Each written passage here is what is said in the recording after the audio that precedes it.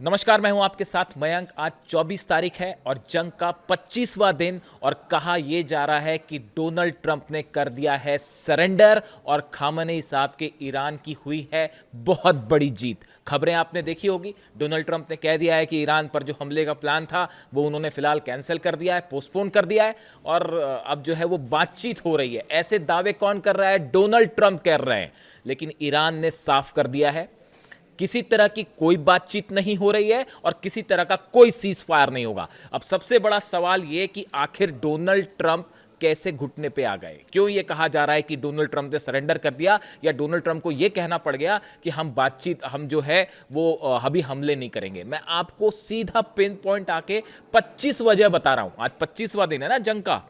Khamenei साहब की जब शहादत हुई थी उसके बाद से लेके आज तक 25 दिन हो चुके हैं और 25 कारण गिनाता हूं मैं आपको पॉइंट टू पॉइंट कि क्यों ट्रंप ने जो है वो हमले का प्लान टाल दिया और क्यों जो है वो सीजफायर की बात करने लगे हैं ट्रंप, और कैसे ईरान की 25 जीत हुई है। गिनते जाइए।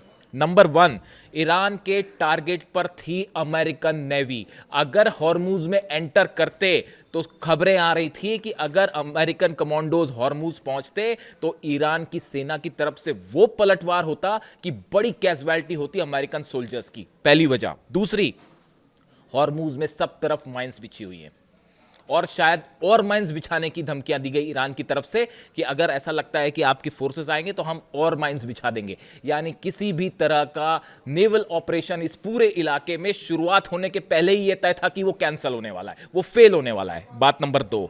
बात नंबर 3, तीसरी बड़ी जीत मान लीजिए ईरान की, या तीसरी बड़ी वजह क्यों डोनाल्ड ट्रंप पीछे हट गए। 6 लाख ईरान के सैनिकों ने घेरना शुरू कर दिया था हॉर्मूज को और तैयार बैठे थे कि आप आइए और उसके बाद देखते हैं क्या करते हैं आपका हाल। तीसरी वजह। चौथी, ईरान ने धमकी दी थी कि अगर आपका यहां शुरू हुआ ऑपरेशन हॉर्मूज में तो हम पूरे हॉर्मूज को पूरी तरह से बंद कर देंगे। अभी तो फिर भी कुछ जहाज निकल जा रहे हैं, जो ईरान की फ्रेंडली कंट्रीज हैं उनके जहाज निकल जा रहे हैं। ईरान ने कहा था हम पूरी तरह से बंद कर देंगे। चौथी बड़ी वजह। पांचवी बड़ी वजह देखिए, ईरान की तरफ से साफ संदेश था अगर आप हमारे तेल के कुओं पर या हमारे गैस स्टेशंस पर हमले करते हैं तो अरब के जितने तेल के कुएं हैं वो सब सुलगेंगे, सब पे खुर्रम शहर 4 और फतेह 2 बरसती। ये वजह है पांचवी। अब छठवीं देखिए, ईरान की तरफ से साफ कर दिया गया था अमेरिका ने हमला किया गैस ऑयल फील्ड पे तो जितने पानी के रिसोर्सेज हैं अरब में, चाहे सऊदी में हो, चाहे यूएई में हो, चाहे जॉर्डन में हो, चाहे कतर में हो, चाहे कुवैत में हो, सब के सब तबाह कर दिए जाएंगे और एक एक बूंद पानी को तरस जाता पूरा अरब। इसके अलावा अमेरिकी कंपनियों पर हमला। अरे नंबर तो गिनिए, जीत तो गिनिए, कितने हो गए? 1 2 3 4 5 6 7वां। हाँ, 7वां पॉइंट, 7वीं जीत। गिनिए गिनिए, जरूरी है गिनना। अमेरिकी कंपनियों पर चुन चुन के हमले की प्लानिंग थी ईरान की। जितनी मल्टीनेशनल फर्म्स हैं, चाहे यूएई में हो, चाहे दुबई में हो, अबू धाबी में हो, सब जगह पूरे अरब कंट्रीज पर निशाने पे ईरान की मिसाइल्स के निशाने पे थी मल्टीनेशनल फर्म्स और सब कंपनियां दबाव बना रही थी डोनाल्ड ट्रंप पे, अमेरिकन एडमिनिस्ट्रेशन पे कि बंद करिए इस जंग को वरना हम तबाह हो जाएंगे। 7वीं वजह। 8वीं, इजराइल के जितने परमाणु ठिकाने हैं वो सब के सब निशाने पर थे। डिमोना पर वार्निंग शॉट दिया गया था। जो मिसाइल्स फायर की गई थी, 7 मिसाइल्स जो डिमोना में फायर की गई थी वो वार्निंग शॉट थी और अगली बार उस सेंटर के ऊपर मिसाइल गिरती और उसके बाद क्या होता आप अंदाज लगा दीजिए, कितना बड़ा रेडिएशन होता और कितनी बड़ी तबाही होती। 9वीं वजह, ईरान की तरफ से कहा गया था केबल के वायर्स काट दिए जाएंगे। समंदर में जो केबल के वायर्स हैं वो काट दिए जाएंगे। उसका क्या नतीजा होता? पूरा आईटी सेगमेंट, पूरे बैंक, सब कुछ इंफॉर्मेशन, डेटा सब तबाह हो जाता। 9वीं बड़ी वजह। 10वीं वजह, डिएगो गार्सिया सीधा निशाने पे था ईरान के। ईरान जब चाहता, देखिए 2 मिसाइल्स, ये भी कहा जा रहा है कि 2 आईआरबीएम फायर की गई, वो भी वार्निंग शॉट्स थे। अगर एक, वो तो 2 ही फायर की गई, अगर मान लीजिए एक साथ 20 मिसाइल्स फायर करते हैं तो फिर किसको किसको इंटरसेप्ट करते और फिर डिएगो गार्सिया का क्या होता है? 10वीं वजह। 11वीं वजह, लंदन और पेरिस भी निशाने पे थे। ये डर सता रहा था, नेतन्याहू खुद बोल चुके थे कि भाई ये तो लंदन और पेरिस पे भी हमला कर देंगे। वो लंदन, इंग्लैंड ने भेजी थी अपनी सबमरीन, जो उसको लेकर बड़ा भयंकर गुस्सा था ईरान की सेना में। जो सबमरीन भेजी गई अरब सागर में जो है इस समय, उसको लेकर गुस्सा था कि अगर जो है इस सबमरीन से टॉमहॉक फायर की गई मिसाइल्स तो नतीजा होगा लंदन भी निशाने पर होगा, पेरिस भी निशाने पर होगा और बर्लिन भी निशाने पर होगा। 12वीं वजह, रेस्टोरेंट्स और होटल्स निशाने पर थे, पूरे अरब में, पूरे इजराइल में, पूरे मिडिल ईस्ट में।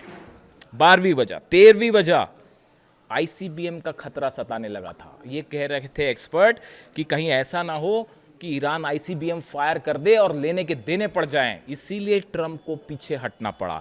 14वीं वजह, पूरे बैंक्स खतरे में थे दुनिया भर के, पूरे मिडिल ईस्ट के बैंक्स तबाह होने का मतलब समझिए, इजराइल के बैंक्स तबाह होने का मतलब समझिए, पूरी इकॉनमी ठप। 14वीं वजह। 15वीं, शेयर बाजार जो है वो हाहाकार मचा हुआ था। शेयर बाजार में क्या, अमेरिका से लेके एशिया से लेके ईस्टर्न कंट्रीज से लेके सब तरफ शेयर मार्केट में हाहाकार मचा हुआ था और ट्रंप एडमिनिस्ट्रेशन पर दबाव था, अरे भाई कुछ तो करिए वरना सब तबाह हो जाएगा। और इसी की वजह से जब ट्रंप का बयान आया तो देखिए आप शेयर मार्केट ऊपर आने लगे। वो भी दबाव था ट्रंप के ऊपर कि भाई शेयर मार्केट खराब ना हो जाए कहीं। 16वीं वजह, प्रॉपर्टी के दाम धुआं, मतलब ऐसा लग रहा था कि सब कोलैप्स हो जाएंगे। दुबई में, सऊदी में, जितने मिडिल ईस्ट कंट्रीज हैं, अरेबियन कंट्रीज हैं, सब जगह प्रॉपर्टी के दाम कोलैप्स होने शुरू हो गए थे और ऐसा लग रहा था कि ये तो बिल्कुल मिट्टी के भाव आ जाएंगे।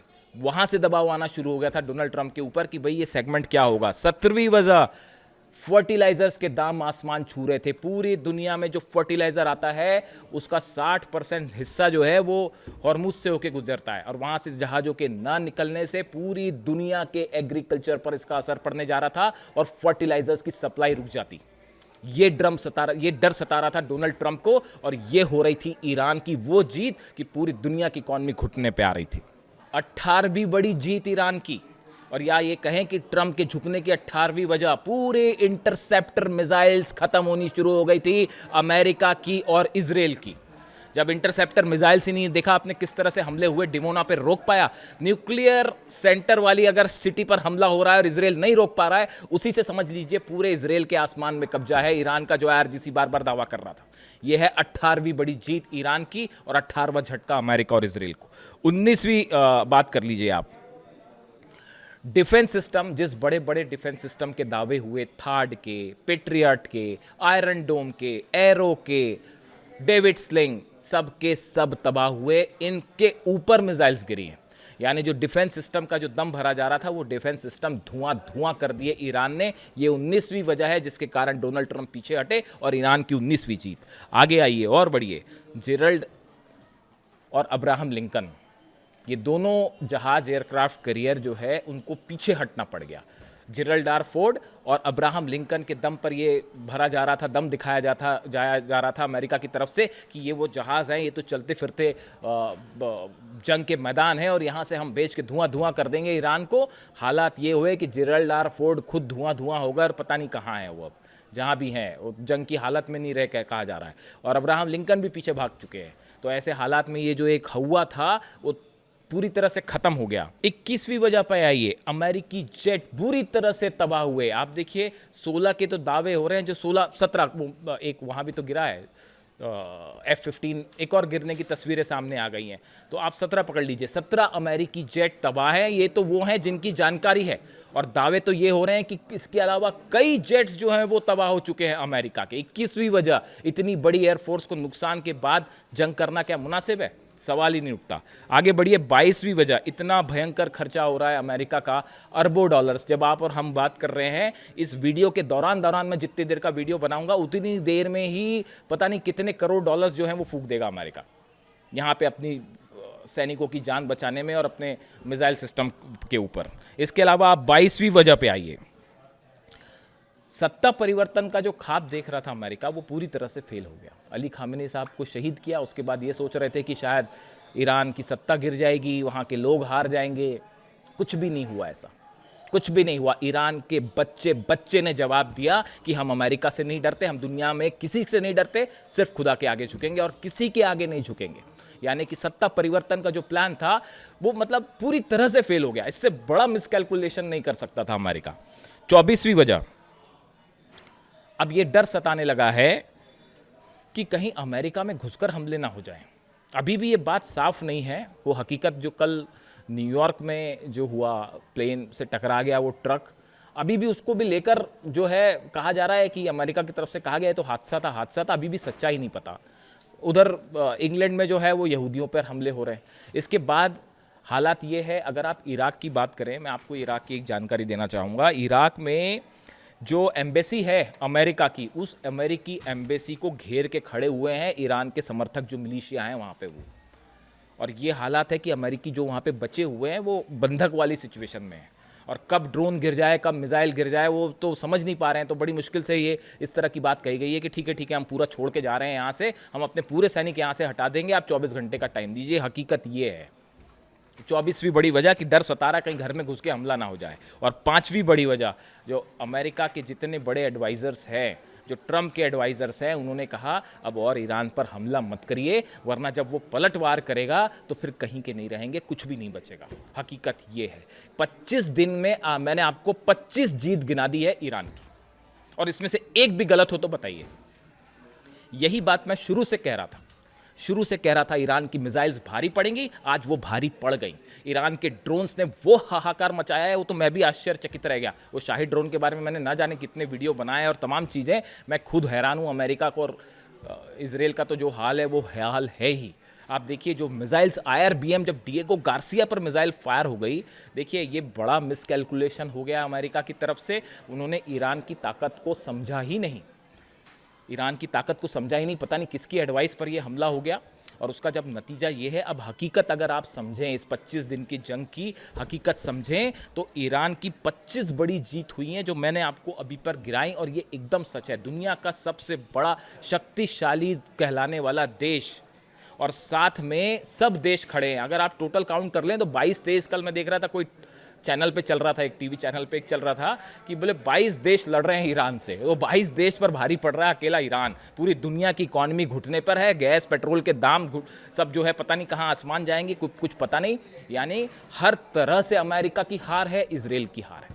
ना सत्ता परिवर्तन हुआ, ना कुछ परिवर्तन हुआ। और देखिए इतने सारे लीडर्स के असैसिनेशन के बाद बेहतरीन वॉर प्लानिंग, मतलब ईरान ने चारों खाने चित कर दिया अमेरिका को। वॉर प्लानिंग कितनी बेहतरीन देखिए। कहाँ तो इस तरह की बातें हो रही थी, लोग मुझसे कह रहे थे अली खामेनी साहब की जब शहादत हुई तो नेक्स्ट डे कह रहे थे यार अब तो कुछ बचा ही नहीं, सब खत्म हो जाएगा। मैंने उनको तभी कहा था कि खामेनी का ईरान है, अभी देखते जाइए आगे आगे क्या होता है।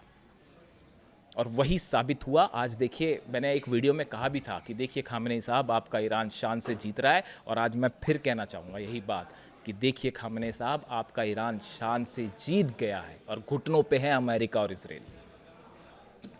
क्या कहा जाए अब। और आप देखिए अभी, लेकिन इसमें बड़ी सारी चीज़ें हैं, तमाम तरह के दावे आप देखेंगे कि बैकडोर से जो है वो बातें हो रही थी।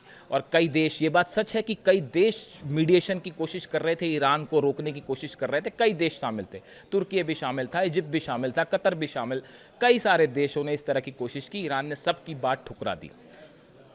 अब सवाल यह है कि आगे क्या, ये बातचीत वाली बात में कितना दम है। आपको जल्दबाजी में कुछ कंक्लूड करने की ज़रूरत नहीं है। डोनाल्ड ट्रंप की बात, वो अपनी बात से कब पलट जाएं, कोई भरोसा नहीं है।